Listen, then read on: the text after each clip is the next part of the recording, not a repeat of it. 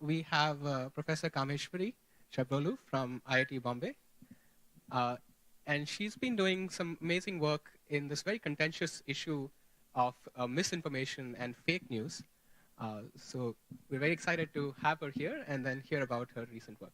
Okay, so I'm going to talk about this platform called KauwaKaate. So the old timers or even the newer people, there's a very famous song from the movie Bobby. So we derived inspiration from that. It says, "Jhoot bole KauwaKaate." So whoever lies, the crow will bite them. So this is a platform that we are in the process of building. This work has been going on for about 1.5 years now. So this is joint work with Professor Sudarshan as well as Professor Saumen. There are a lot of students involved, so I didn't include their names, but it's a very big project that we have started work on. So is there anyone in this room who has not received what you think is fake news on your WhatsApp? You don't have WhatsApp, looks like. Maybe that is only maybe if you don't have WhatsApp installed, maybe that is when, but it's periodically, I mean, especially when you're part of some of these groups which are very large, you keep getting all these messages which tell all kinds of different things, which are not true. Everyone knows what fake news is, but let's just still go with what the definition is. This is from Wikipedia. There's no basis in fact, but it is presented as being factually accurate. So here are some examples of fake news. So here is one which said that this family ate on a banana leaf and there was a bat virus and they're all dead. So please wash the banana leaf. Washing the banana leaf is a good advice, but I mean this is false in the sense that there is no such bat virus that caused the death. So this is relatively benign. So the other one is like if you don't want people to steal your ATM pin, press cancel twice. That doesn't work, but no harm in pressing cancel twice. So this is that type of fake news. These are a little bit more complicated, as in they can lead to some consequences. So this is where it says Rahul Gandhi had this meeting in Dubai where he has spent some 1,500 pounds on breakfast and he's discussing about poverty. So it's kind of trying to cast him in a negative light. And these are even more dangerous where they're showing some people burning India flag and they're burning flags now, next they'll burn you, so it kind of can lead to communal rights. So these are the dangerous forms of fake news. Fake news as such, it's nothing new, it's been going on for a very long time. So this is employed throughout history. This is actually from 1835, printed in Sun, which is like a proper news media, which says this is how things look on moon's surface. So there are these people who are on moon's surface. So it's there forever, but what has changed now is the social media that has come into place has changed the nature of this problem. We'll see more of it. So along with this, let's also look at some of the current trends and how people are consuming information. There's a very recent report from Reuters where 74,000 people were surveyed across a large number of countries, 37. And this is a bit scary. It says that 31 to 66% rely on social media for their news consumption. So WhatsApp, so here it's ranging from 31 to 66% based on the countries. There is one exception, one country which only relies on 10% on social media for news. Can you guess which that country is?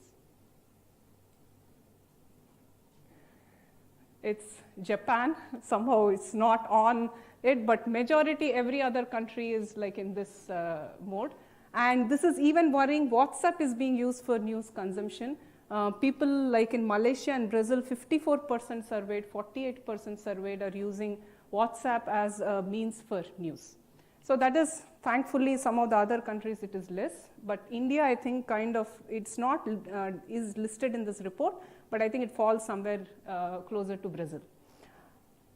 That is one aspect. The other aspect, which is, again, this is a US-based survey, but I think it probably will translate to India as well. where they surveyed this 1,489 people, and what they found is that trust in news is a very personal thing. So what they're saying is they presented people these articles from a trusted sharer, but written by an untrusted source, and another article presented from a reputable media source, but from an untrusted person. See the statistics, is 50% tend to believe the source. So basically they concluded trust is personal. So when you get these shares, depending upon who you're getting it from, you tend to trust whether the content is good or untrustworthy as well. So this is another big problem. So if you combine both, where you have this social media as a big source of news consumption, and you introduce fake news into it, the consequences can be terrible. So one is it has a huge reach. Sharing is very easy. Viral content can spread to thousands of people in just a matter of a few hours. And a lot of people also don't have the literacy, or you just forward, you don't really think. It's very easy, so you just let others think or whatever, so they just forward. And this can lead to mob violence, communal riots. It can influence elections. For example, the US 2016 election, many people, though we won't say it is a fact, but people believe that fake news had a big role to play there. Wrong health practices can lead to poor health and even death. So this is a problem of the fake news. So what have been people doing about this? People realize this issue. In fact, the election, so the number of fact-checking sites itself have been significantly more and more have been coming up. In India itself, we have quite a few. But the issue with many of these is that they do very manual fact-checking. So you get it, for example, someone has sent you on WhatsApp, so they advertise a WhatsApp number, they get it, they forward it to some friend, and the friend will see what it is, go to some terminal, type, get the data, and try to make sense, maybe make some phone calls, and that's how they do this fact-checking. This 2016 US elections shook the research community as well, and since then, the amount of work that has been going on, the research work that has been going on in fake news has also significantly increased. This, maybe many of you in the ML world, I think many of you are from that background, know this is the process that people follow, but this is all geared towards automating whether a given claim is fake or not. And the way, I won't get into the details given the time. So basically you have some training data that says whether something is fake or not. Then you try to extract features out of that training data based on whether the content is sensational, whether there is coherence across all the images, who is posting it.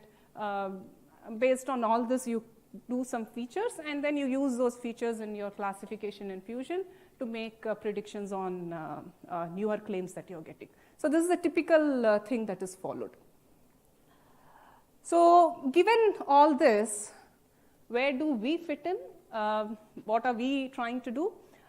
So one of the things we have seen is, even though there is a lot of research that happens, the fact is that the fact checkers still these days do a lot of manual processing. That research has not really translated into any practical system that these people can use. So that is where we come into the picture. And also that even though there is effort towards auto verification is still far away. I mean, especially for a production system where you are specifying something is fake or not, a human has to look at it. It's a pretty complex problem. Auto verification systems are still far away. The other is that most of the research that has happened is with a very US, Europe centric, with focus on Twitter and Facebook, which are more in the public space. You need, especially if you're looking at India, you have to handle the many Indian languages. Often what you get will be in mixed mode. There will be some English sentences followed by some Hindi sentences. And a lot of the ML models that are available also have not been well trained with India-specific content and sources. And importantly, WhatsApp is a lot more popular means over which this fake news propagates in India. So these people have not really looked at the WhatsApp ecosystem. So our goal is to build a India-specific system. Again, we are not relying fully on AI. AI is just a tool for us in assisting people in fact checking, both the fact checkers where you reduce the manual processing involved, as well as the users in giving them some reliable information. So we focus, even though we support other APIs, our focus is also on WhatsApp, and we fine-tune the system based on local Indian requirements. So here is our architecture, the system that we are trying to build.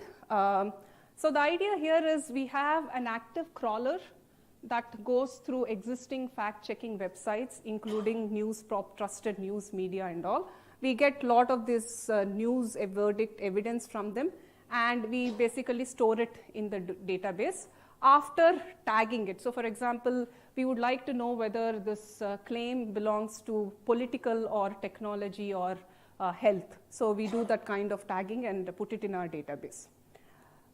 So when a new user, either through WhatsApp or other, gives us some news, we check in the database to see if it exists. If it already exists, you just pass the verdict along with an evidence to the person. This is rather straightforward. The issue is if it is not present, what do we do? So we then go for an on-demand crawler, which takes that news, mines some data. We try some kind of auto-verification on it, but it has to have very high confidence. In our production system, I think even though you may do this, a human will still look at it. But this module is there to see if it's very high confidence, you pass the verdict back to the user. If it is not high confidence, we basically involve humans, and this is given as a task to them. And the important thing is all this mined data that we have, we present it to this volunteer or journalist in a fashion that it is easy for them to make the decision. So the goal is that some claim has come, it's not in the database. What is all the content around this claim out in the internet? So we gather all this data and do some processing on it, and then present it to this journalist so that it makes their life easy in deciding whether something is fake or not. Okay? So this is our system. Then once this guy gives the verdict, it goes back. So far what we have built, I'm just showing you the web interface. I'm not showing the WhatsApp interface. These are just screenshots. So this is a web interface. So you can basically enter some text and images related to a claim, and you can submit. So for example, this is already there in the database. So if this is Sara Tendulkar being music as goddess of music, like he was god of cricket. So this is already there. So it basically gives a response like this that is already there. It has been checked by this fact checker called check for spam. If you fed it, that is what it gives. There is also a lot of spam that these systems get. So if you gave something like this, it will say this is an invalid entry.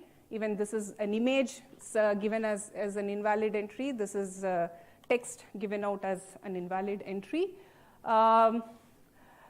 This is another thing our system does. If you give some text like this, where it is saying about talking about polio doses for kids, it does this nice categorization that it is health and fitness. And this is some of the things we do. So for example, this is about some fake on fire rainbows where two images are given and the text is given. It does this crawling. This is an active crawling. It gets all the relevant data and it presents it specifically in this where image is a partial match, links with full match, partial match, as well as social media links. Apart from this, it also does a context analysis. So what is happening here is there is a text around it. There is an image around it. So the text is saying the word Bombay, whereas in all the contexts returned from a reverse image search on the Google, the word Bombay doesn't appear. That means that this is a clear indication that these images are taken and being presented in a different context where a location called Bombay was thrown in. That means very likely this is fake. So this type of analysis is also done by us. So what is the challenges in this particular problem? There are in fact quite a few. Starting from interfacing with the users, we want to use a fun gamification based chatbot to get them on board to use this, educate them. When people, especially when you use a bot or even otherwise, people tend to, when you ask them to forward, they can send, it's a public number, anyone can send anything to it. They can send good morning messages, or sometimes people also send things like, my friend told me this, is it true? In which case, what is the context? Is it a claim? How do you get a query out of such a claim? So that is in this space. The second is you receive many queries, you have a database. How do you map these queries to what is in the database? It always will not be an exact match. And often, one of the things we are seeing is a lot of this fact-checking websites don't include the original data. They write an article around it. So it's like a blog without the original text. And when you have something like this, and the query that comes is some subset of this, but written in a very different language, how do you match what you're receiving with what is in your database? Image is the same issue. These websites alter because they put their own stamp, so then the matches don't happen as much as you would like. Again, when you're mining data, when you have a query, it's not in your database, you have to get where else is there. Then you get so many results. Which sources do you trust? How do you rank these sources? That is another big problem. In terms of context extraction itself, as I said, there is text, there is image, there are a lot of text, lot of images across all this. How do you know that the context is matching or the context is not matching? And most importantly, all the above, in fact, majority of the above techniques rely extensively on NLP. And what we have seen is that a lot of these don't quite work for Indian languages. For example, IBM Watson does not even support Indian languages if you want to determine what the category information is. So these are some of the challenges that we are in the process of solving. Just to conclude, I guess this is not relevant since the time is up. I'll take questions.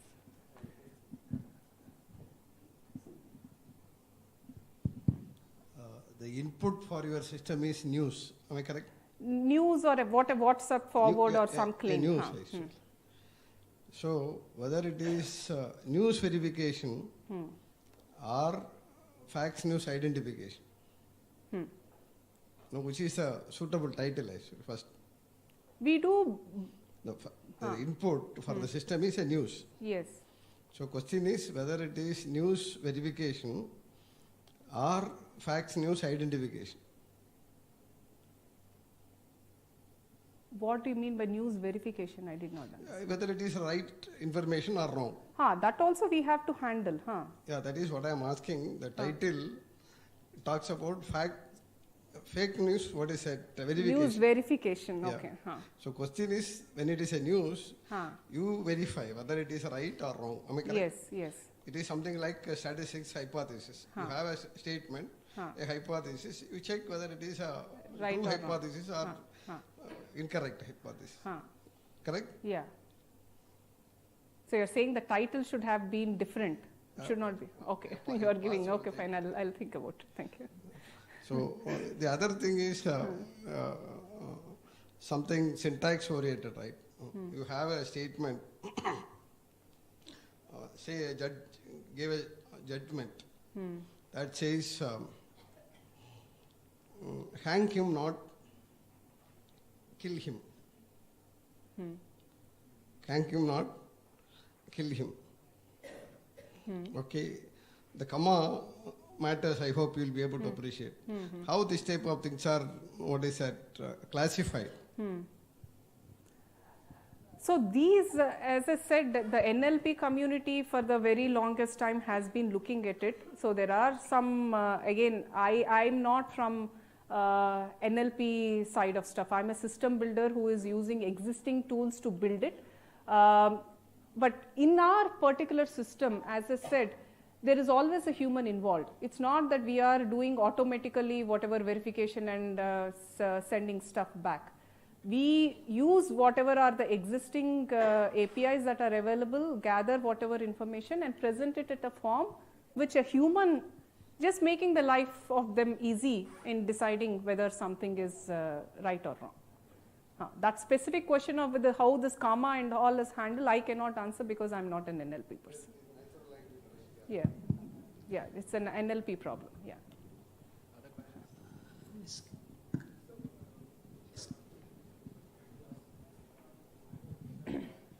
So this is very interesting. Thanks. So I wanted to understand just that one category is that this is false.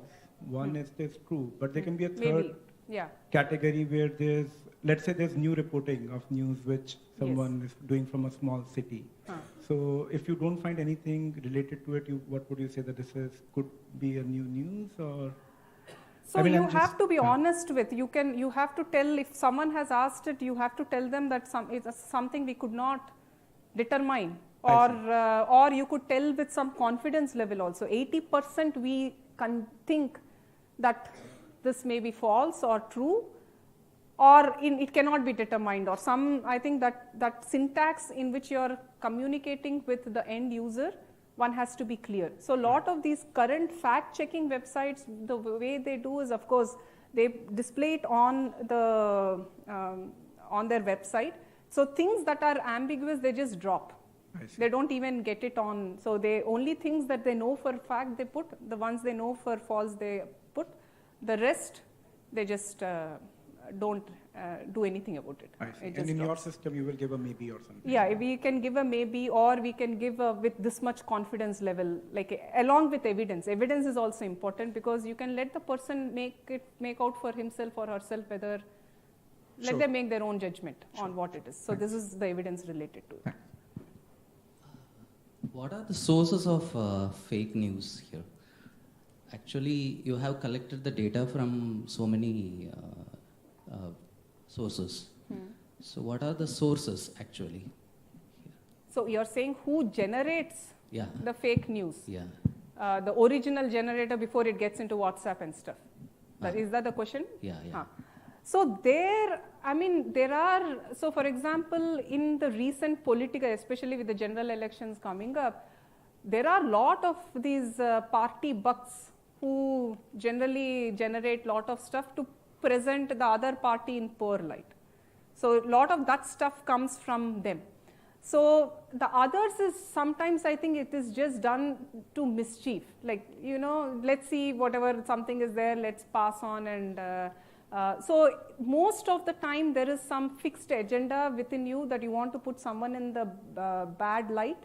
So thereby you generate stuff and start some viral campaign by either posting it on Facebook, Twitter, and somehow it gets picked up, or send it to your friend circle, and if it's sensational they will forward and it becomes viral.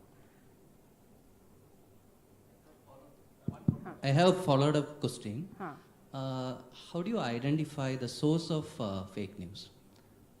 If it is, so it is not at all easy. In fact, that is why the Indian government was pulling up Facebook, because it cannot determine, especially in a closed ecosystem like WhatsApp, there is no way you can determine where this thing has come from. That said, in some of the other places, especially if there are any backward references, like you see people are all citing this particular website, and if you have lot of evidence, maybe you can do some time-based backtracking to figure out, but these type of things in a closed system like WhatsApp, it's not possible. Thank you. You kind of answered my question, so I'm going to hand the mic back. Let's thank Kameshwari again.